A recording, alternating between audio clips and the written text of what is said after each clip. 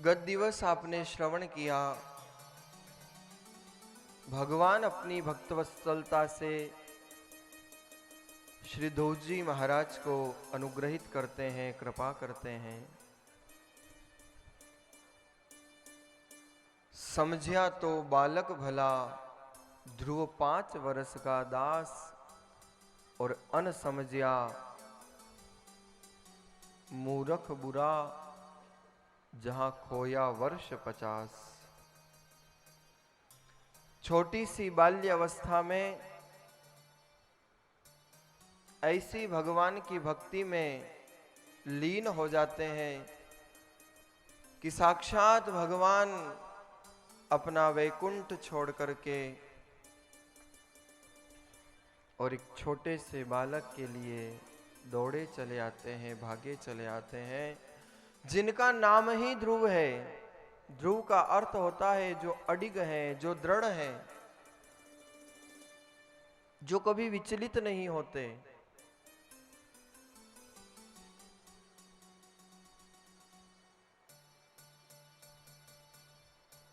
परमात्मा छोटे से बालक की भक्ति पर ऐसी अद्भुत कृपा करते हैं, और करें भी क्यों ना, जिनकी मूल प्रेरणा में नारद जी महाराज जैसे संत हों, तो फिर उसे कौन भक्ति के मार्ग से दूर कर सकता है, कौन उसे रोक सकता है।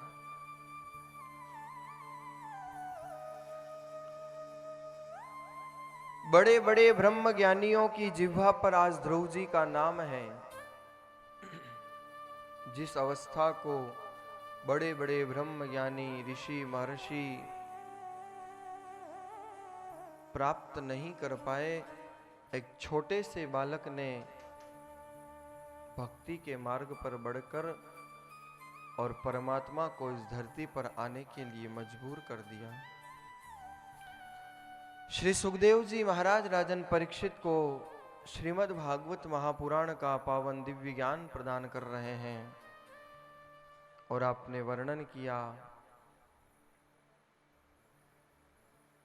ध्रुव जी महाराज का उचित समय पर प्रजापति कन्या भ्रमी के साथ ध्रुव जी महाराज का विवाह हुआ। इनके 2 पुत्र हुए, कल्प और वत्सर। ध्रुव जी महाराज का दूसरा विवाह इला के साथ में हुआ, और इनसे जो पुत्र हुआ उसका नाम हुआ उत्कल। भगवान ने आशीर्वाद प्रदान किया। 36,000 वर्षों तक ध्रुव जी महाराज ने इस धरती पर राज किया है, इस धरती को संभाला है। एक बार की बात है, ध्रुव जी महाराज अपना राजकाज संभाल रहे थे, और एक दिन इनका भाई उत्तम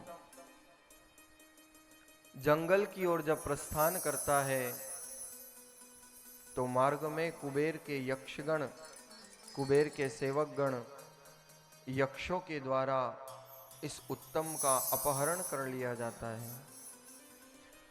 अपहरण करके उत्तम को मौत के घाट उतार दिया गया। उत्तम की मां सुरुचि को जब ये समाचार मिला, तो अपने पुत्र को ढूंढते ढूंढते जब ये भी जंगल की ओर अग्रसर होती है, तो दावाग्नि के कारण वनाग्नि में जब तीव्र हवाएं चलती है और उससे जो अग्नि उत्पन्न हुई, उसमें जलकर के सुरुचि को मरना पड़ता है। क्यों हुई ऐसी मृत्यु? क्योंकि एक भक्त के साथ दुराचार किया था, भक्त का अपमान किया था। इसलिए परिणाम हुआ कि जल करके मरना पड़ा। इसलिए तो महापुरुषों ने लिखा है, साध सताया जात है, नाम रूप और वंश, नहीं मानो तो देख लो रावण कौरव कंस। जिसने भी संतों को सताया है, सज्जनों को पीड़ा दी है, महापुरुषों को कष्ट दिए हैं, उनका नाम रूप वंश सब कुछ समाप्त हो चुका है। और ऐसे एक नहीं सैकड़ों उदाहरण हमारे धर्मशास्त्रों में भरे पड़े हैं। ध्रुव जी महाराज को जब ये समाचार मिला तो आपको बड़ा क्रोध आया और आप यक्ष नगरी पर आक्रमण कर देते हैं।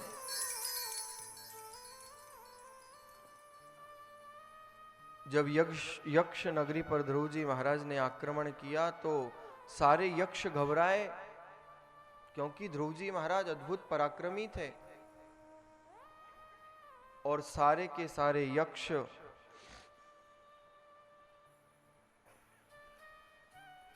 घबरा करके ब्रह्मा जी की शरण में गए, प्रभु रक्षा करो रक्षा करो।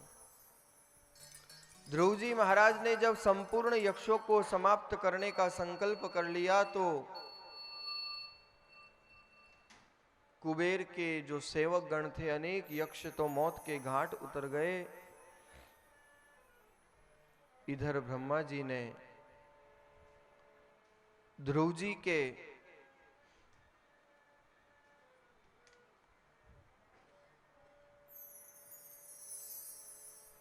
पितामह स्वरूप महाराज मनु को आदेश दिया कि जाओ और अपने इस बालक को समझाओ कि ये क्यों यक्षों के पीछे लगा हुआ है। अगर इसी प्रकार यक्षों का संहार होता रहा तो सारी यक्ष नगरी समाप्त हो जाएगी। ध्रुव जी ने अपने दादा स्वरूप जब मनु जी महाराज की बात सुनी, मनु जी महाराज ने स्वयंभू मनु ने आकर के कहा, बेटा ध्रुव, अरे तुमको तो भगवान के दर्शन प्राप्त हो गए हैं, तुमने तो ऐसी अद्भुत भक्ति की है, फिर तुम क्यों जो हो चुका है उसके पीछे क्यों पड़े हो? क्षमा करो इन यक्षों को। और ध्रुव जी महाराज एक बार में अपने युद्ध को विराम दे देते हैं। ध्रुव जी महाराज ने सिखाया है कि बड़ों का आदर किस प्रकार करना चाहिए, और वास्तविकता भी यही है। इमारत में पाया बड़ी चीज है, तिजारत में माया बड़ी चीज है, और जिंदगी के लंबे सफर में बड़े बुजुर्गों का साया बड़ी चीज है। बड़े बुजुर्गों का साया बड़ी चीज है। माथे पर पड़ने वाले ये सल जीवन के कई अनुभव लिए होते हैं। और ध्रुव जी महाराज एक बार में अपने दादा स्वरूप महाराज मनु की बात मानकर के युद्ध को विराम करते हैं और सारा राजकाज अपने पुत्रों को सौंप करके निकल जाते हैं बद्रिकाश्रम की तीर्थ भूमि की तरफ। कई वर्षों तक बद्री विशाल की तीर्थ भूमि पर आपने भजन किया। गंगा के किनारे बैठकर ध्रुव जी महाराज भजन कर रहे थे और एक दिन अचानक उठ करके चलने लगे। गंगा की कलकल नाद नादित प्रवाहित धारा के समीप बैठकर जब ध्रुव जी महाराज भजन कर रहे थे और सहसा उठ करके जाने लगे तो साक्षात मां गंगा प्रकट हो गई और हाथ जोड़कर कहती है, हे भक्तराज, आप कहां प्रस्थान कर रहे हैं, कहां जा रहे हैं? ध्रुव जी महाराज ने कहा, क्षमा करना मां गंगे, मैं जब यहाँ भजन करने बैठता हूँ, जब मैं आराधना करता हूँ, जब मैं साधना करता हूँ, तो तुम्हारी जो ये धारा प्रवाहित होती है, इससे जो ध्वनि उत्पन्न होती है, उससे मेरे भजन में विघ्न पड़ता है। गंगा हाथ जोड़ करके प्रार्थना करती है कि आपसे ही तो हमारी शोभा है, अगर आप नहीं तो हमें कौन पूछेगा। अरे तीर्थ भी ऐसे भक्तों की आकांक्षा करते हैं, ऐसे भक्तों की लालसा रखते हैं कि कब ऐसे भगवान के भक्त आए और हमें कृतार्थ करें। और इसलिए तो संतों ने कहा है कि बालपना सो हरि भजे और जग सो रहे उदास, तीरथ राज आस करे, कब आवे वो हरिदास। तीर्थ भी आशा रखते हैं कब ऐसे भगवान के भक्त आए और उनका लाभ हमें प्राप्त हो।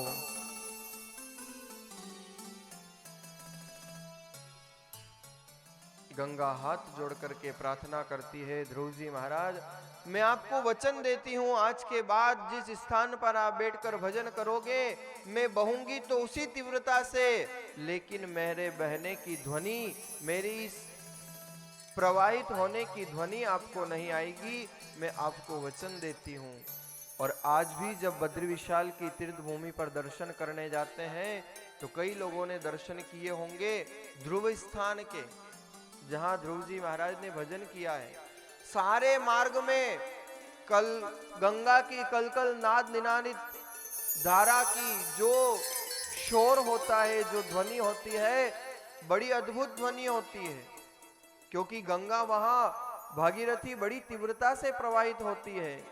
लेकिन आज भी उस ध्रुव स्थान पर सारे क्षेत्र में गंगा के बहने की आवाज आती है, पर जिस स्थान पर ध्रुव जी महाराज ने बैठ कर के भजन किया उस स्थान पर आज भी गंगा शांत है, बह रही है उसी तीव्रता से, लेकिन नहीं आती आवाज। यही तो भक्तों का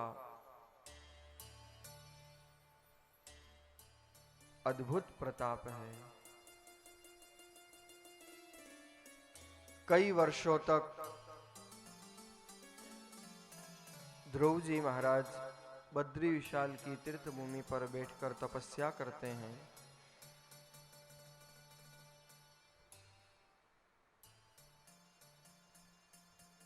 एक दिन ध्रुव जी महाराज ने मन में विचार किया कि बस अब यहां से प्रस्थान करना चाहिए।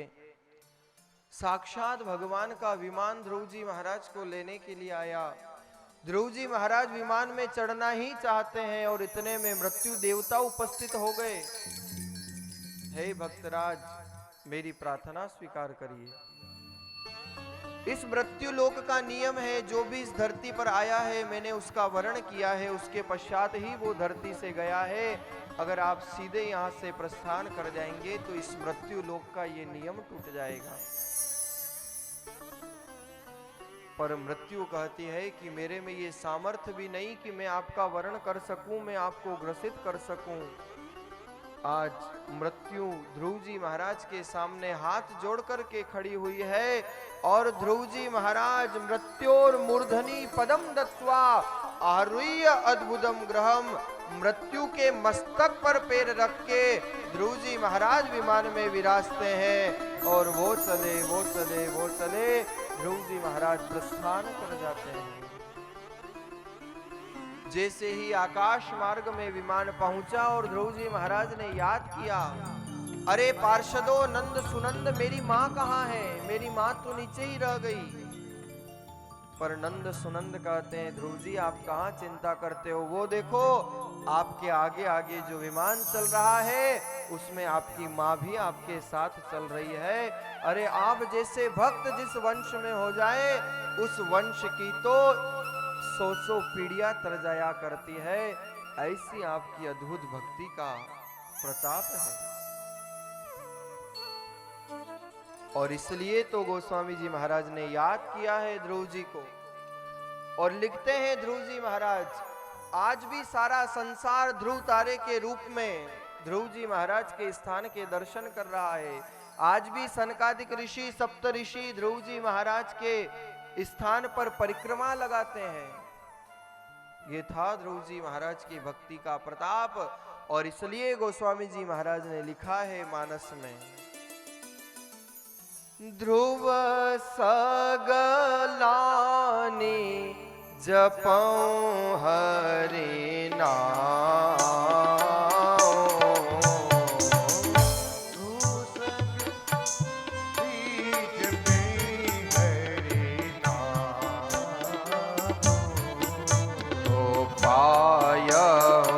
अचल अनुपम ठाओ।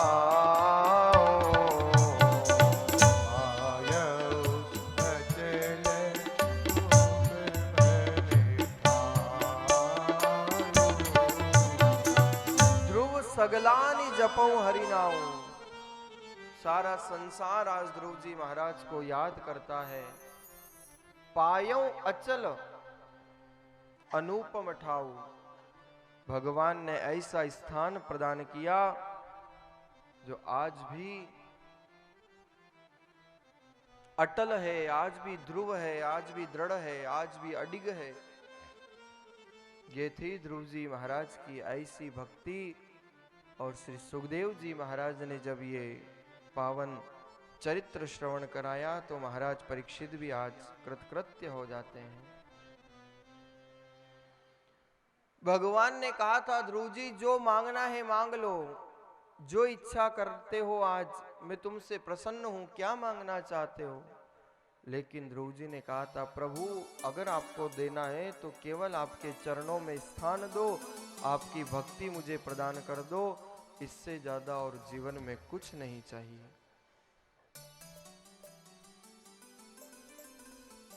मांगना भी आना चाहिए। हर किसी से हर कभी हर कुछ नहीं मांग लेना चाहिए। मांगना भी सीखना चाहिए। क्या मांगा जाए, कैसे मांगा जाए।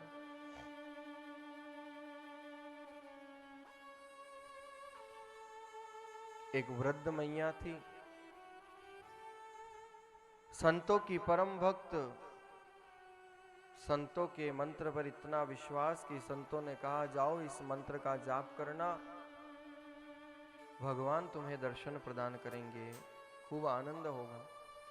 ऐसी निष्ठा से ऐसा भजन किया कि एक दिन साक्षात परमात्मा सामने आकर के खड़े हो गए और कहा मैया से बोल, मैया क्या चाहिए। अब वृद्ध मैया मन में विचार कर रही थी पर मन ही मन गुरुदेव का स्मरण किया। भगवान ने कहा केवल एक वरदान दूंगा, जो मांगना है मांग ले। उस वृद्ध मैया ने कहा भगवान केवल एक वरदान। बोले हाँ केवल एक वरदान। उसने कितनी बुद्धिमानी से अपनी बात रखी। वो वृद्ध मैया कहती है प्रभु अगर आपको देना ही है तो ऐसी कृपा करिए कि मैं इन आंखों से अपने पड़ पोते को सोने की थाली में भोजन करता हुआ देखूं। अब आप विचार करो, वाक्य तो एक है पर कितनी चीजें मांग ली। सबसे पहले तो खुद वृद्ध तो आयु मांग ली, फिर अपने वंश मांग लिए, आगे से आगे परिवार के वंशज, सारा धन धान्य मांग लिया। अब सोने की थाली में तो वही भोजन करेगा जिसके यहाँ खूब धन धान्य हो। आयु मांग ली, धन मांग लिया, वंश मांग लिया, केवल एक वाक्य में। इसलिए मांगना भी आना चाहिए।